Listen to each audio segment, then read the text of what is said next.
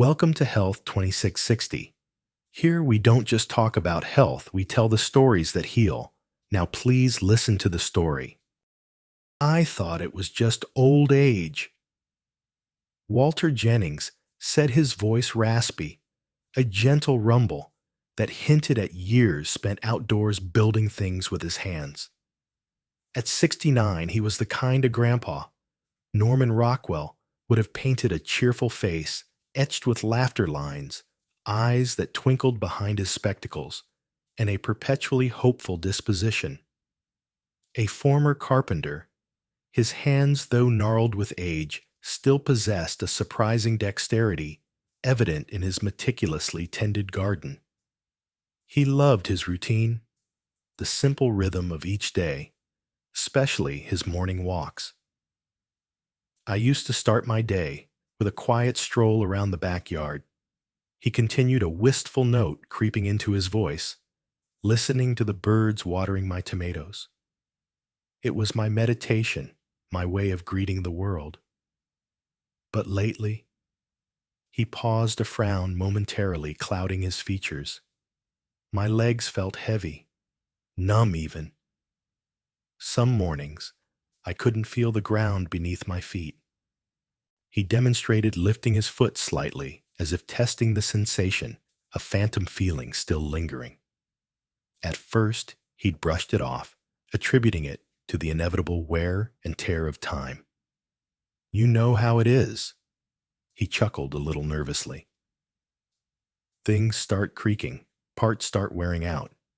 I figured it was just part of getting older." He'd even joked about needing an oil can for his joints.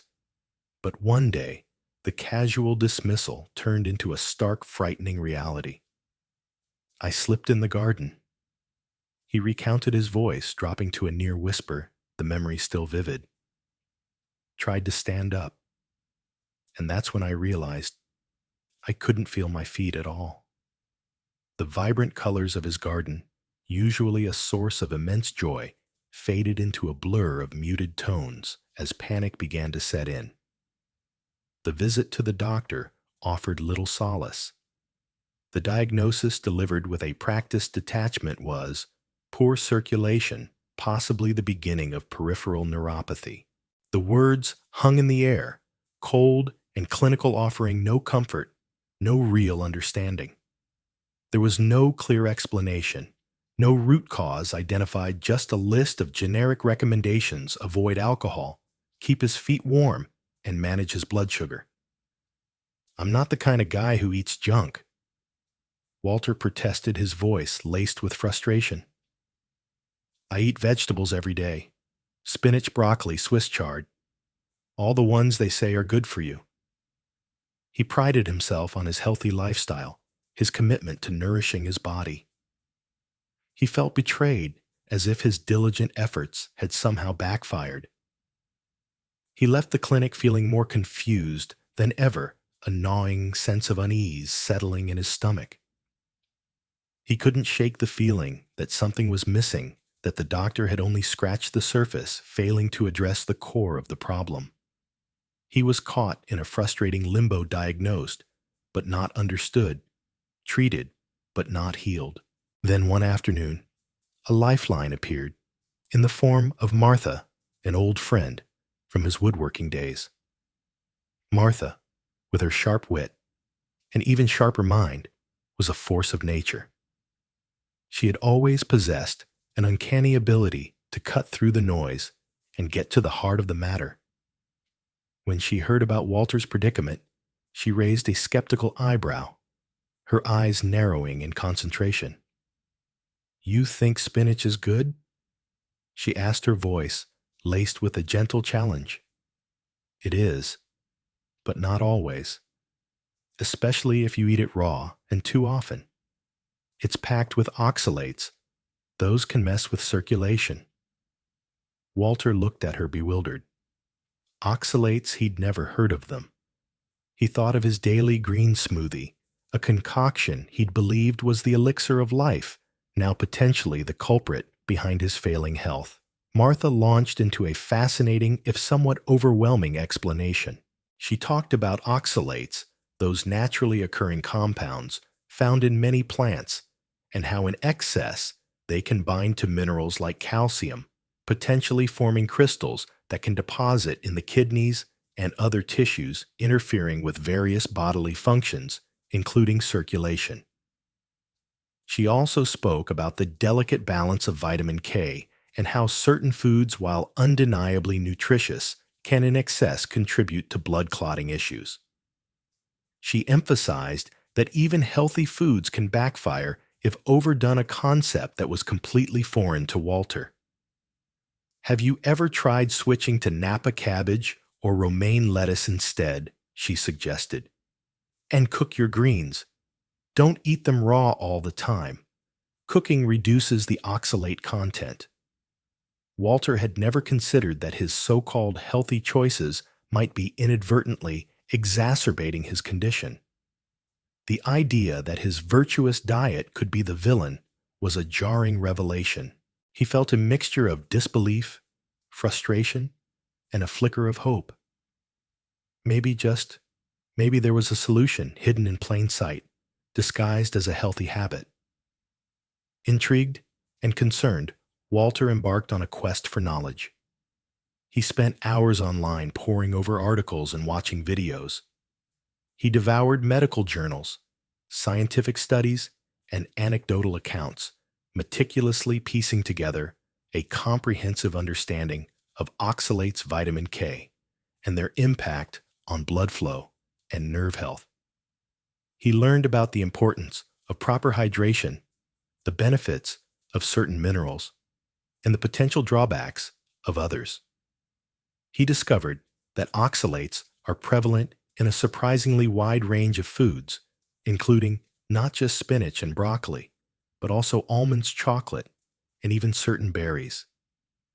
He realized that he had been unwittingly overloading his system with these compounds, potentially contributing to the inflammation and nerve damage that were causing his symptoms.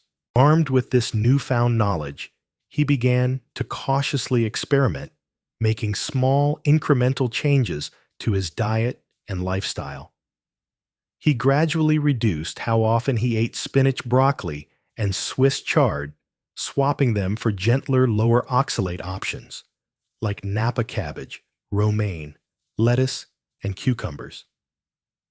Instead of cutting anything out completely, he focused on cooking his vegetables, steaming or boiling them to make them easier on his body. He didn't abandon those leafy greens altogether. They still had their place. But he came to understand that when it comes to oxalate sensitivity or poor circulation, what matters most is how much, how often, and how it's prepared. It wasn't about restriction or fear. It was about finding a healthier balance, one that supported healing rather than standing in its way. He introduced gentle new habits into his mornings. He started drinking cucumber water, infusing the water with slices of cucumber for a refreshing and hydrating boost. He brewed ginger tea, savoring its warming and anti-inflammatory properties. He incorporated more garlic and turmeric into his meals, recognizing their potent antioxidant and circulatory benefits. He also began gentle morning stretches and walks, gradually increasing the intensity and duration as his strength returned. He focused on improving his posture, strengthening his core muscles, and promoting healthy circulation throughout his body. I wasn't expecting miracles. Walter admitted, a hint of a smile playing on his lips. But after just 1 week, the tingling started to fade. My feet didn't feel like pins and needles every morning. The improvement was subtle, at first, almost imperceptible, but it was enough to ignite a spark of hope within him. He continued to meticulously monitor his progress, carefully tracking his symptoms and adjusting his dietary and lifestyle choices accordingly. He kept a detailed journal documenting his food intake, his activity levels, and his overall well-being. He became his own personal scientist, conducting a real-life experiment on himself. 2 months passed. The transformation was nothing short of remarkable. The difference was undeniable, a testament to the power of knowledge perseverance and a willingness to listen to his body. He could walk without discomfort, his steps firm and confident. The numbness in his feet had all but disappeared, replaced by a sense of groundedness and stability. He was sleeping better, his nights filled with restful slumber rather than restless tossing and turning. And he even forged a deeper bond with his granddaughter Lily by cooking new recipes together. Lily, a budding culinary enthusiast, eagerly embraced the challenge of creating healthy and delicious meals. They experimented with different vegetable spices and cooking techniques, transforming Walter's kitchen into a vibrant hub of creativity and connection. It didn't happen overnight, Walter admitted with a soft chuckle. I simply changed a few things I once believed were healthy, and began tuning into the signals my body had been sending all along. The lesson wasn't just physical. It reached deeper into how he lived and how he listened. The search for the why consumed Walter. The improved circulation, the return of sensation to his feet, these were victories hard won, but they felt incomplete. It was like patching a leaky roof without understanding the structural damage beneath. He knew intuitively that simply avoiding oxalates wasn't a permanent solution. It was a management strategy. He needed to delve deeper to unearth the root cause that had triggered this cascade of symptoms.